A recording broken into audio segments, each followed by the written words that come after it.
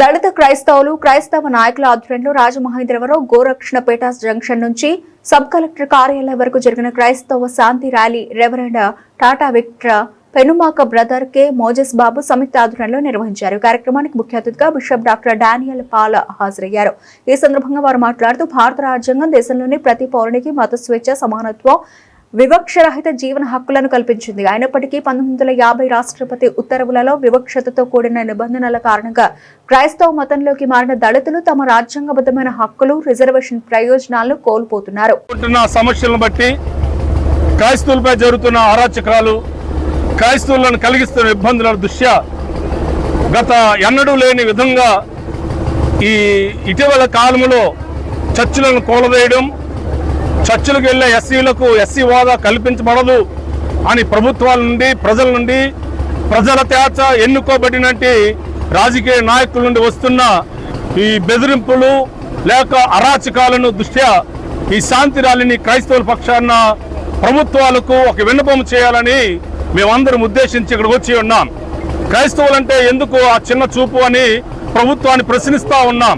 ఎందుకంటే 1950వ సంవత్సరంలో రాష్ట్రపతి ఉత్తర్వులలో ఉన్నట్టు ఆ ఉత్తరాలను రద్దు చేయాలని కోరుతా ఉన్నాం. ఎందుకంటే దళితులు ఏ మతాన్ని స్వీకరించినా ఆ మత స్వేచ్ఛ ఇస్తున్నారు. కానీ అదే దళితులు క్రైస్తత్వాన్ని అంగీకరిస్తే వాళ్ళకి ఎస్సీ హోదా పోతుంది, వారు ఎస్సీలుగా ఉండరు అని బెదిరిస్తున్న ఈ చట్టాలు, ఈ సభలు ప్రజల పక్షాన ఉండడానిక, లేకపోతే ఒక రాజకీయంగా ఒక రాజరికంలో ఉండి ప్రజలందరినీ అణగార్చడానిక? ఎస్సీలు క్రైస్తవ మతం తీసుకుంటే వారి భవిష్యత్తు ఏం బాగుందా? వారి స్టేటస్ ఏమైనా మెరుగుపడిందా? వారు ఏమైనా ఉన్నతమైన స్థితిలో ఉన్నారంటే వాళ్ళు లేరు అని మేమందరం చెప్పగలుగుతున్నాం.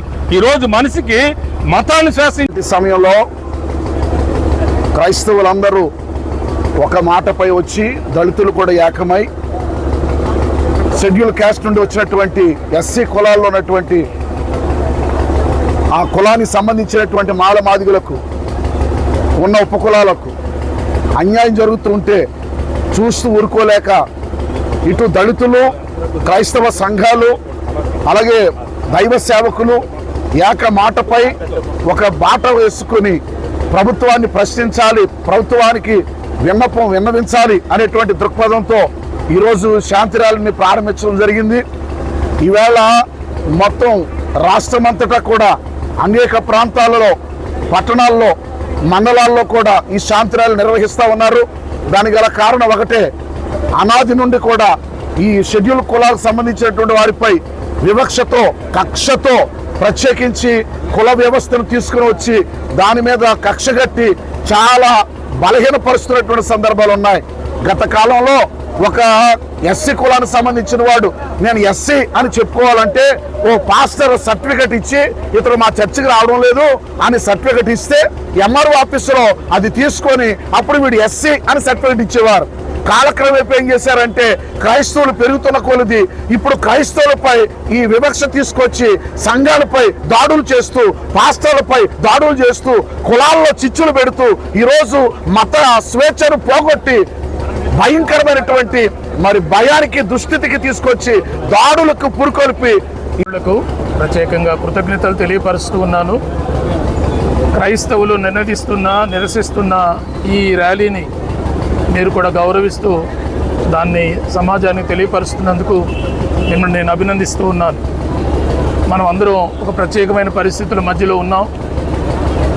మన దేశంలో మతాల వారీగా పార్టీలు విడిపోయి మత స్వేచ్ఛను హరించే అనేక చర్యలు సమాజంలో చేయడం మనం చూస్తూ ఉన్నాం. ఇది చాలా విచారకరం. అన్నదమ్ముల్లా ఉన్న మనమందరం ఇలా విడిపోయి దెబ్బలాడుకోవడం, ఒకరి మీద ఒకరు నెపాలు వేసుకోవడం, నిందలు వేసుకోవడం చాలా శోచనీయం. ఈ దినం క్రైస్తవుల పక్షంగా తూర్పుగోదావరి జిల్లా పాస్టర్స్ ఫెలోషిప్ తరపున ఈ నిరసన ర్యాలీ ఏర్పాటు చేశాం. దీని ముఖ్య ఉద్దేశం ఏమిటంటే క్రైస్తవులపై దాడులు ఆగాలి, రెండవదిగా దళిత క్రైస్తవులకు వారి స్టేటస్ తిరిగి ఇవ్వాలి. దీని గురించి ప్రభుత్వాలు మరొకసారి ఆలోచించాలని మెమోరాండం ఇవ్వడానికి ఈరోజు ఆర్డీఓ దగ్గరికి వచ్చాం. కలెక్టర్కి ఇస్తాం, అలాగే ఎస్పీకి ఇస్తాం, నాయకులకు అందరికి ఇస్తాం. తప్పకుండా రాబోయే కాలంలో క్రైస్తవులకు న్యాయం జరుగుతుందని నేను ఈ మీడియా పక్షంగా కోరుకుంటూ మీకు అందరికీ కృతజ్ఞతలు తెలియపరుస్తున్నాను.